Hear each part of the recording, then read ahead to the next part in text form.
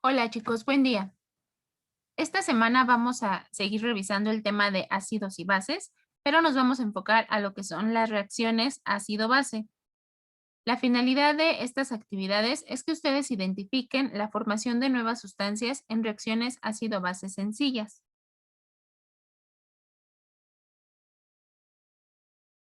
Para entender este tema es necesario que ya se hayan comprendido otros conceptos, como lo son la estructura del átomo. Según el modelo de Bohr, ya habíamos revisado que el átomo está conformado por un núcleo. En este núcleo están partículas subatómicas como los protones y neutrones. Los protones tienen carga positiva y los neutrones no tienen carga. Alrededor de este núcleo giran los electrones en los distintos niveles de energía. Los electrones igual son partículas subatómicas que en este caso tienen una carga negativa. También es importante recordar que es un átomo neutro. Este va a ser aquel que tenga el mismo número de electrones y de protones, es decir, va a tener el mismo número de cargas negativas que cargas positivas. Ahora, ¿qué es un ion? Pues un ion va a ser un átomo con carga eléctrica. ¿Por qué va a tener esta carga eléctrica? Porque va a perder o a ganar electrones. Para entender mejor este concepto, vamos a ver un simulador en el que se representa un átomo de nitrógeno. El nitrógeno tiene 7 electrones. Aquí los vemos distribuidos en los niveles de energía. Esto representa un átomo neutro, porque, como podemos ver acá, hay la misma cantidad de cargas positivas, que son los protones, tiene 7, que son estas, y la misma cantidad de cargas negativas, que son los electrones. Igual, tiene 7. Entonces, esto se conoce como un átomo neutro. ¿Qué va a pasar si yo quito uno de sus electrones? Pues se convierte en un ion, que es lo que les decía, un átomo con carga eléctrica. En este caso, la carga será positiva. ¿Y por qué positiva? Porque estamos viendo aquí que la carga que está predominando ahora es la de los protones, la positiva. Y la de los electrones, pues es menor. Ahora, vamos a regresarlo a ser un átomo neutro. Si en lugar de quitar o perder electrones, este átomo de nitrógeno gana un electrón, por ejemplo, este se convierte en un ion con carga negativa. Y va a ser negativa porque la carga que ahorita está predominando es la negativa. Tiene más electrones, más cargas negativas que positivas. Y aquí lo podemos ver. Entonces, eso es el concepto de ion. Ahora, hay otros dos conceptos que voy a estar mencionando constantemente. Va a haber dos tipos de iones. Uno es el catión, que va a ser aquel ion que tenga carga positiva, como lo veíamos ahorita, y otro es el anión. Va a ser aquel ion con carga negativa.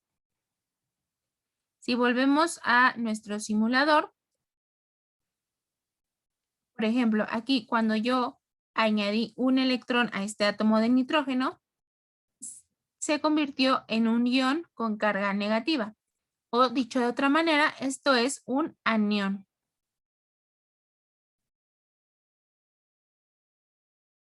Ahora, si yo quito el electrón, esto quedaría como un catión. ¿Por qué? Porque tiene carga positiva.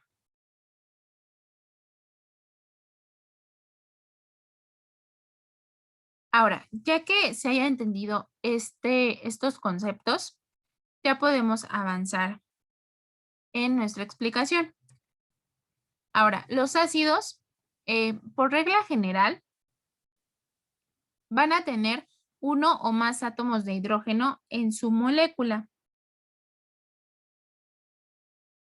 Por ejemplo, el ácido bórico Vemos aquí la fórmula química del ácido bórico, que es H3BO3, y vemos que tiene hidrógeno en su composición.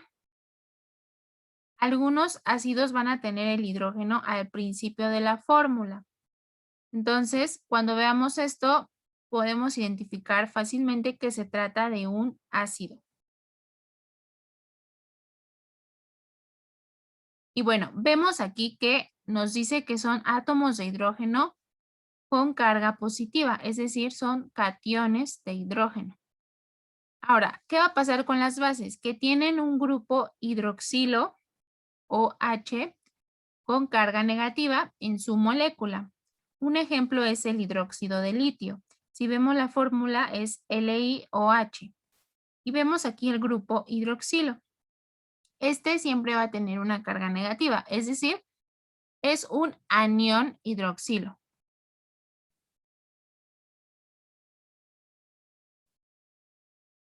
Hubo un personaje que se llamaba Arrhenius que hizo su teoría para tratar de explicar el comportamiento de los ácidos y las bases. Él decía esto, que un ácido al ser disuelto en agua liberaba un catión hidrógeno y el resto de la molécula quedaba como un anión. Un ejemplo de esto es el ácido clorhídrico, que se conforma por hidrógeno y cloro.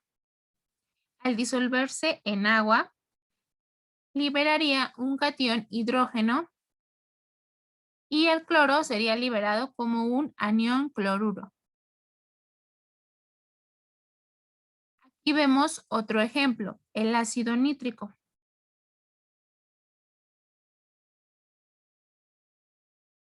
Igual, el hidrógeno sería liberado como un catión y el resto de nuestra molécula, el anión, como anión nitrato. ¿Qué ocurría con las bases? Según Arrhenius, decía que las bases siempre iban a tener este ion hidroxilo y al disolverse una base en agua, igual decía que se iba a liberar este anión hidroxilo y el resto de la molécula se iba a liberar como un catión. Un ejemplo es el del hidróxido de sodio, donde se libera al disolverse en agua el anión hidroxilo y el resto de la molécula, en este caso el sodio, se libera como un catión, es decir, una partícula con carga positiva. Otro ejemplo de esto es la base hidróxido de potasio,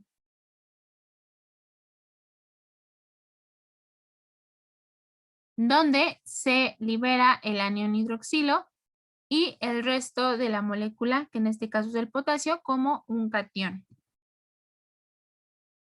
Ahora, sabiendo esto, ustedes pueden resolver la actividad del día martes, que es esta, donde les dice, de acuerdo a lo anterior, observa las fórmulas de los siguientes compuestos y determina si son ácidos o bases. Anótalo en tu cuaderno. ¿En qué te basaste para decidirlo? Justifica tu respuesta. Vamos a realizar un ejercicio similar a lo que ustedes tienen que hacer en esta actividad, una clasificación de estas 12 fórmulas que están aquí. Por ejemplo, si nosotros observamos estas fórmulas que corresponden a algunos compuestos que son ácidos o bases, ¿cómo podemos identificar si se trata de un ácido o una base? Pues yo les había comentado que los ácidos tienen hidrógeno en su composición, en su molécula, y que algunos lo tienen al principio de la fórmula. Entonces, sabiendo eso, podemos identificar que este compuesto es un ácido, porque tiene hidrógeno al inicio de la fórmula. Sin embargo, este compuesto, por ejemplo, también tiene hidrógeno, pero si observan, está junto con el oxígeno. Es un OH, un anión hidroxilo. Entonces, se trata de una base. Recuerdan que las bases tienen en su composición un ion hidroxilo. Los invito a que ustedes vayan clasificando y pensando de los 4 compuestos restantes, cuáles serían ácidos y cuáles bases. Por ejemplo, este sería un ácido.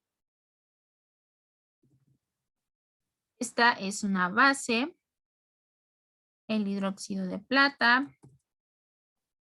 Y esta fórmula de acá también nos indica que se trata de una base por el anión hidroxilo que tiene ahí.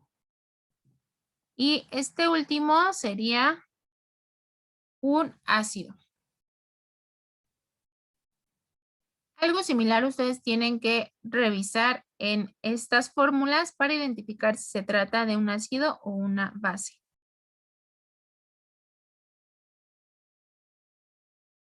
Ahora, ya que identificaron eso, vamos a reconocer otra información, otros conceptos. Cuando nosotros tenemos un ácido y una base y los combinamos, lo que se forma es sal y agua. Además de que se pueden formar otras sustancias, pero de manera general se forma sal y agua.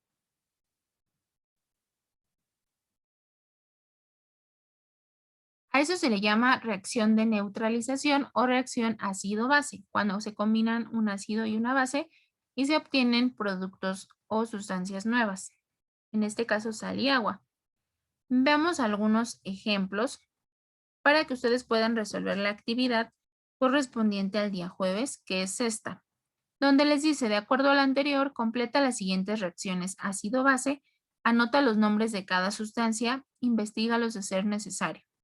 Aquí yo les doy los reactivos, que son los compuestos que están antes de la flecha en nuestra ecuación química, y ustedes tienen que deducir los productos y escribirlos.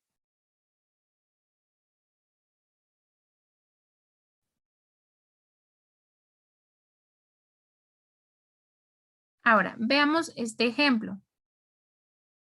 Si combinamos el ácido clorhídrico con el hidróxido de sodio, que es una base, ¿qué vamos a obtener? Aquí vemos que cloruro de sodio y agua. El cloruro de sodio es una sal. Pero ¿cómo obtuvimos cloruro de sodio? ¿O ustedes cómo pueden deducir esta parte? Pues veamos. Primero tenemos que recordar la teoría de Arrhenius. Arrhenius nos decía que en un ácido siempre va al disolverse en agua. Aquí vemos que este ácido clorhídrico está disuelto en agua. AC significa eso, que esta sustancia está disuelta en agua. Entonces, al disolverse en agua, un ácido, libera un catión hidrógeno. Entonces, sabemos que este hidrógeno va a tener una carga positiva. Y el resto de nuestra molécula, en este caso el cloro, se libera como un anión, es decir, va a tener una carga negativa. Ahora, hay que recordar qué pasaba con las bases. ¿Recuerdan cómo se liberaba o con qué carga se libera este anión hidroxilo? Pues con una carga negativa, según lo que nos menciona Arrhenius. Y el resto de la molécula, ¿cómo se iba a liberar? Como un catión, con carga positiva. Entonces, ya sabiendo eso, podemos ver qué productos se dan a partir de la combinación de estos reactivos, de estas sustancias. Ahora, ¿qué es lo que ocurre? El hidrógeno del agua se va a unir con el anión hidroxilo de la base. Se van a sentir atraídos. Este tiene carga positiva y este negativa, y recordemos que cargas opuestas se atraen. Entonces, al unirse, quizá ustedes podrían acomodarlo de esta manera. Hidrógeno más el OH. Pero esa no es la manera correcta. ¿Qué sustancia es la que tiene en su composición 2 átomos de hidrógeno y 1 de oxígeno? Si ustedes recuerdan, es el agua. el agua tiene la fórmula H2O. Entonces, a partir de esto se da la formación del agua. Ahora, ¿cómo se forma la sal? Pues igual, este anión cloro se va a sentir atraído por el catión sodio. Se van a unir y van a formar una sal, que es la que veíamos anteriormente, el cloruro de sodio. Pero, ¿cuál escribimos primero para nuestra fórmula? ¿El sodio o el cloro? Bueno, como se trata de un compuesto iónico, una sal, siempre se escribe primero el catión, el que tiene carga positiva, en este caso el sodio, y después el anión. Entonces nuestra fórmula quedaría así y el nombre de esta sal es cloruro de sodio y esta se llama agua. Y ya tendríamos nuestra ecuación completada. Veamos otros ejemplos. El ácido nítrico se combina con la base hidróxido de potasio. Igual, sabemos que en un ácido disuelto en agua se libera el hidrógeno como catión y el resto de la molécula como anión. Ahora, aquí este nitrógeno y estos 3 átomos de oxígeno no se pueden separar, son un ion. Este se llama ion nitrato y estos van en conjunto, no los podemos separar. Ahora, aquí sabemos que el ion hidroxilo va a tener siempre una carga negativa al disolverse en agua y por lo tanto el potasio va a tener una carga positiva. Ahora, el hidrógeno y el ion hidroxilo se van a unir para formar agua. Eso siempre va a ser una constante en los ejercicios que ustedes realicen. Siempre se va a formar agua.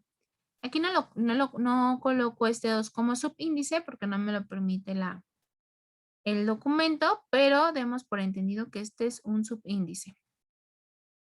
Y bueno, ¿cómo se va a formar la sal? Pues este ion nitrato se va a unir con el potasio, que es la K.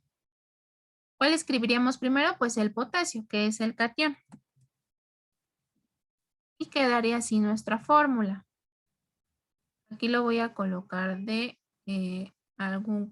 rojo también para que vean con cuál se unió. Entonces, ¿cómo se llama este compuesto? Pues este yo les había dicho que es el ion nitrato, entonces, y este es el potasio. Entonces, el nombre del compuesto es nitrato de potasio.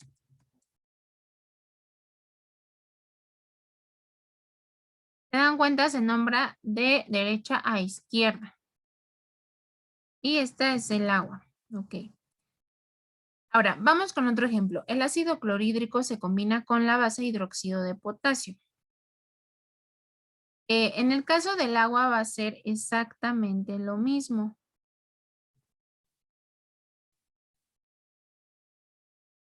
Aquí las cargas, pues igual, ya sabemos cómo van acomodadas, ¿no? Y que siempre se genera agua. Y ahora vamos a ver qué sal se genera a partir de esta reacción. En este caso, el cloro se va a unir con el potasio. Entonces colocamos primero el catión, que es el potasio, y después el cloro. ¿Cómo se llamará este compuesto si tiene cloro? ¿Recuerdan el que vimos anteriormente que se llamaba cloruro de sodio? ¿Cómo creen que se llame este compuesto? Pues sí, cloruro de potasio. Esa es la sal que se forma a partir de este ácido y esta base. Ahora vemos un último ejemplo. Este ejemplo es el último del PDF que les envié. Decidí retomar este porque aquí en esta fórmula, igual tenemos un ion. Este se llama ion amonio. Igual este no lo pueden separar, va en conjunto. Entonces, ya sabemos las cargas que tiene siempre el hidrógeno. Es un cation al disolverse en agua. Y el cloro en este caso sería el anión. En una base, el anión hidroxilo siempre al disolverse en agua tendría una carga negativa. Y el resto, que es el ion amonio, tendría carga positiva. Ahora ya sabemos cómo se forma el agua.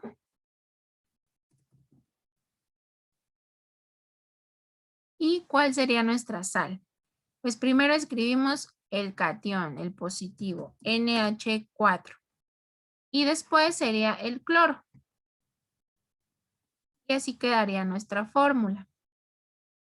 Ahora, ¿cómo se llama ese compuesto? Empieza con cloro. Sería cloruro. ¿Cloruro de qué? Recuerden que yo les dije que este se llama ion amonio. Entonces sería cloruro de amonio. Y ya tendríamos resueltas y completas nuestras ecuaciones químicas. Algo similar ustedes tienen que hacer en esta actividad. Ahora, ya nada más como dato y para terminar, la teoría de Arrhenius es limitada. Es decir, no aplica para todos los compuestos que son ácidos y bases. Por ejemplo, no todas las bases tienen en su composición ese anión hidroxilo o H. No todas lo tienen. Entonces, pues siempre en la ciencia va a haber estas inconsistencias en algunas teorías. Pero para eso algunos otros personajes trabajan y dicen, ok, tu teoría tiene estas limitaciones, yo voy a tratar de explicar por qué. En este caso, Bronsted y Lowry fueron personajes que estudiaron la teoría de Arrhenius y ellos dijeron que cuando un ácido se disuelve en agua, no se libera como tal o no se queda solo el ion hidrógeno o catión hidrógeno, sino que este se une a las moléculas de agua para formar iones hidronio. Estos iones hidronio van a estar conformados por 3 átomos de hidrógeno y 1 de oxígeno.